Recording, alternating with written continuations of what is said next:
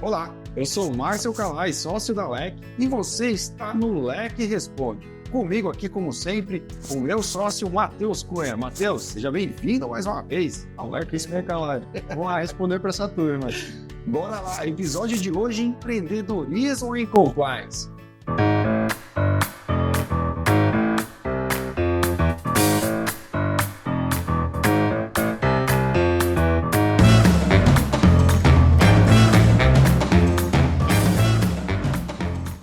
Matheus, muita gente nos procura aqui na LEC para ter o seu primeiro curso, conhecer compliance, com a intenção de empreender nesta área que ainda traz muitas oportunidades, considerando que é uma área ainda muito nova no Brasil.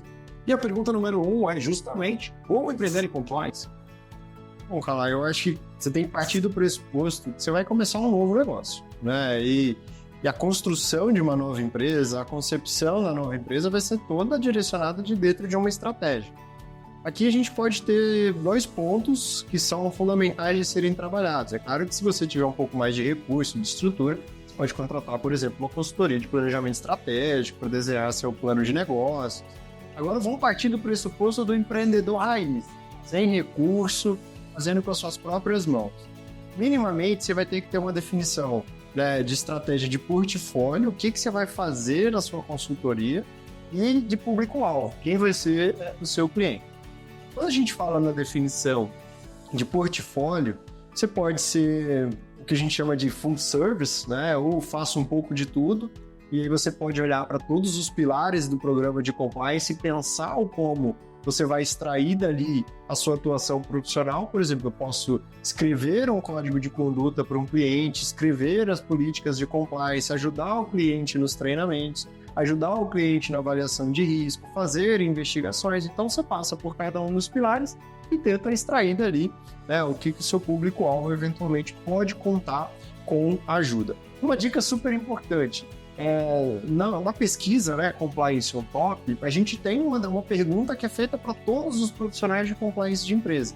O que você faz e o que você terceiriza, né? E ali tem alguns insights muito importantes dos serviços que são mais demandados pelos principais profissionais de compliance no Brasil. Outro ponto é a definição do seu público-alvo, né? Você pode eventualmente trabalhar para pequenas empresas, né? E aí você tem que pensar num cliente que talvez não tenha muito recurso, não tenha uma capacidade de investimento, e talvez você, para se manter, vai ter que ter vários pequenos clientes, ou pensar em ter grandes clientes, grandes contas, grandes demandas, e isso vai te permitir trabalhar com menos projetos, mas talvez projetos mais complexos, né, que eventualmente vão te demandar, né, uma menor quantidade, mas numa maior atenção. Uma grande investigação pode durar meses, e talvez você vá ali trabalhar com aquele um cliente ou outro, ali em paralelo durante um bom período de tempo. Para quem não sabe do que o Matheus está falando, quando ele se refere ao Compliance on Top, esse é um anuário que nós fazemos em parceria com a Victory e que traz ali o retrato da evolução do Compliance no Brasil, quem são os principais players desse mercado, tem ali uma lista realmente com os profissionais, os líderes de Compliance no Brasil, e você pode consultar e baixar gratuitamente a última edição do Anuário Compliance on Top em complianceontop.com.br. Sabe uma coisa também, Matheus, que eu acho importante dizer? Quem vai empreender em compliance, é claro, a gente pensa na consultoria porque é o que a gente mais vê nossos alunos trazendo, né, novas empresas, novas consultorias, escritórios de advocacia neste caminho. Mas, é claro, existem também as soluções em compliance, por exemplo, canais de denúncia, sistemas de diligência. Então, existem também as soluções de tecnologia que são ofertadas nesse caminho. E agora, até com inteligência artificial, certamente muitos outros serviços virão, imagino eu. Com certeza. A tecnologia, ela vem para agregar bastante em todos os segmentos, né? E, inclusive a nós, profissionais de compliance. Por exemplo, uma diligência que antes se fazia manualmente, numa consulta ali a centenas de bases de dados, hoje num clique, você coloca lá o CPF e o CNPJ da pessoa e em poucos segundos ali já sai pelo menos um dossiê com as pesquisas que foram consultadas. E aí uma coisa interessante de falar para os empreendedores ou novos empreendedores é que talvez você não precise criar as novas soluções, talvez você possa representar aquelas que já estão consolidadas no mercado. É muito comum em consultorias você ser um reseller de uma solução. Então você pode, por exemplo, buscar para parceiros já consolidados em outros mercados, nos Estados Unidos, por exemplo, ter a representação dessa empresa aqui no Brasil, ou já ter as soluções de tecnologia aqui, né, consolidadas no Brasil, e buscar uma espécie de parceria para poder revender.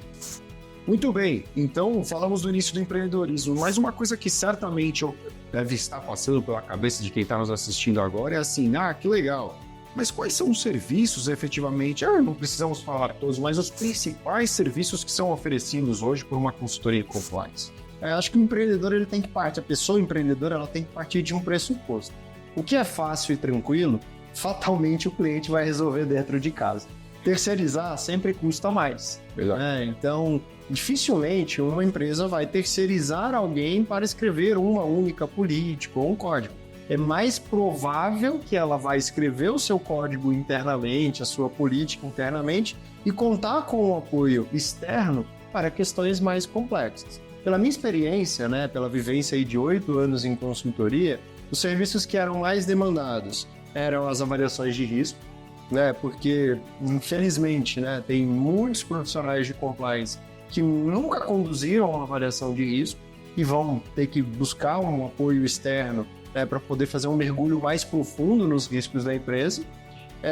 A parte de investigações, que tende a gerar alguns conflitos, A investigação ela pode ser conduzida internamente e ela vai acontecer na grande maioria dos casos. Mas casos de maior complexidade, onde você precisa ter, por exemplo, o know-how de alguém que trabalha com isso no dia a dia, a chancela de que está sendo conduzida a investigação por alguém externo, independente da organização.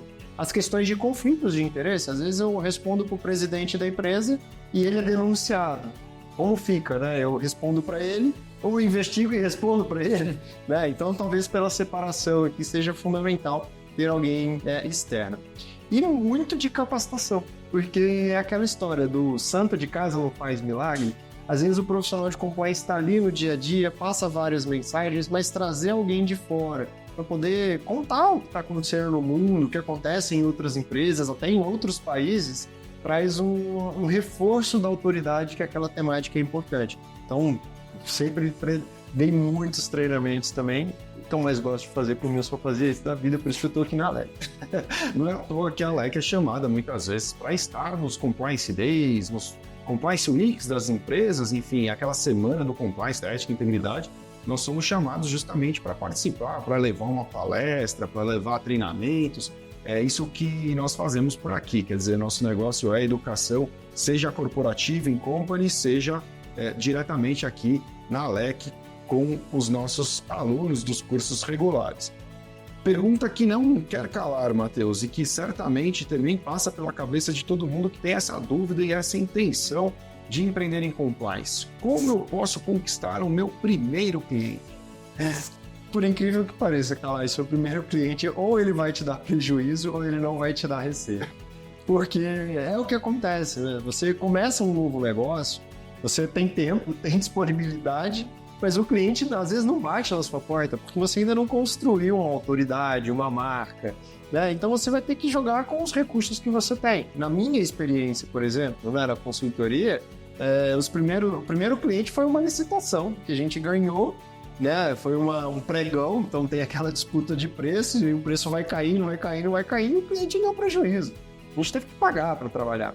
Mas, na verdade, o que a gente estava fazendo era construindo um portfólio, Você tem depois um atestado de capacidade técnica, você tem uma história para poder contar.